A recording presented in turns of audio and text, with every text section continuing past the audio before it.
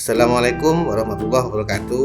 Terkadang kita merasa kesulitan dalam mereview sebuah artikel, baik itu berupa tugas dari dosen atau ketika kita menulis sebuah karya yang merujuk pada artikel-artikel baik nasional maupun internasional. Kadang kita harus membaca satu persatu naskah itu. Atau kita juga merasa kesulitan sebagai reviewer untuk memberikan koreksi atau catatan-catatan penting terkait dengan artikel yang hendak dipublish. Oleh karena itu, kali ini saya akan memberikan cara mereview sekaligus memberikan koreksi terhadap sebuah artikel dengan sangat cepat menggunakan ChatGPT. Langsung saja, setelah kita siapkan artikel yang ingin kita review dan koreksi, buka ChatGPT ya. Lalu klik bagian lampirkan file. Kemudian klik unggah dari komputer. Silahkan upload artikel yang ingin kita review dan koreksi. Klik open. Tunggu beberapa saat. Di sini tergantung perintah kita ya. Misalnya review itu hanya isi secara garis besar artikel itu seperti apa. Pertama, coba kita review isi artikel itu.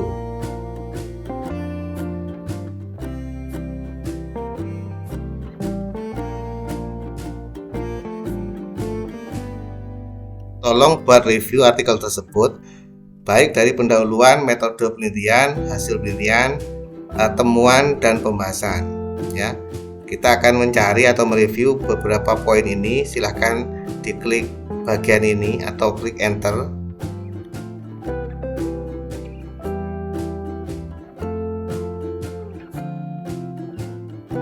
Nah, ini adalah hasil review atau substansi dari artikel tersebut ya. Pendahuluan sudah dijelaskan, artikel ini membahas pentingnya peran kepemimpinan kepala sekolah dan seterusnya ya.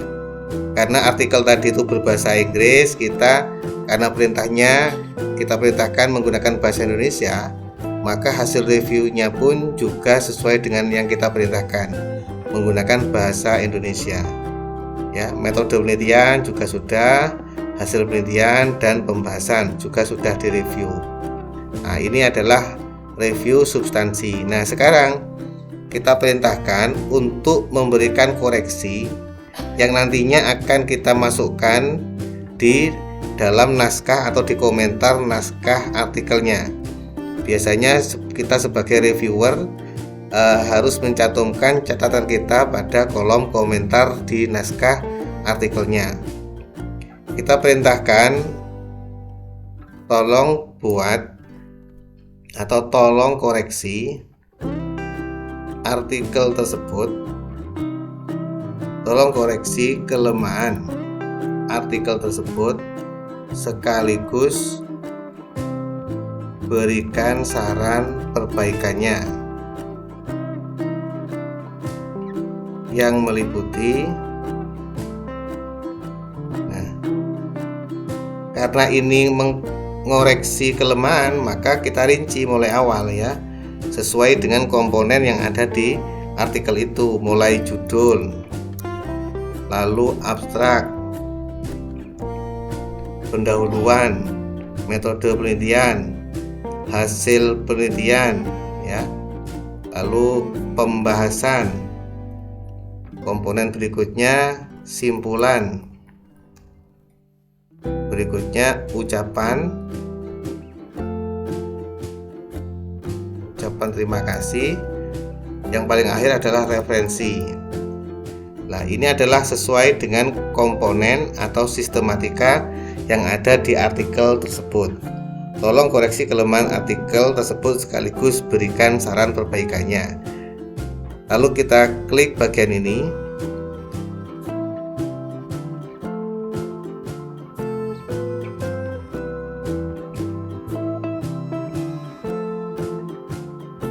Oke, ketika sudah selesai seperti ini, barulah kita masukkan setiap catatan ini pada naskah artikelnya. Mulai judul silakan di copy bagian kelemahannya apa, lalu saran perbaikannya apa. Kita copy, kita masukkan di naskahnya ini, tinggal di blok judulnya, lalu diklik review, klik new comment ya. Di bagian ini silahkan dipaste. Nah seperti ini, kelemahannya seperti apa, kemudian saran perbaikannya seperti apa. Lalu di bagian abstrak, ini bagian abstrak, kelemahannya abstrak memaparkan tujuan, metode tapi kurang ringkas dalam menjelaskan kontribusi atau signifikansi penelitian dan seterusnya. Kita copy serta saran perbaikannya. Kita copy, lalu di blok bagian abstrak.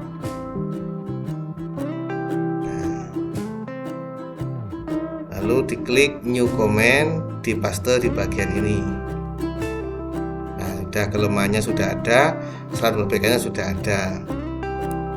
Lalu bagian pendahuluan kita copy, kita blok pendahuluan, bisa semuanya atau judulnya saja. Klik new comment, lalu kita paste di bagian ini. Kelemahannya pendahuluan telah mencakup konteks penting namun masih kurang dalam penyampaian masalah spesifik yang ingin dipecahkan atau kesenjangan literatur yang diisi oleh penelitian ini dan seterusnya.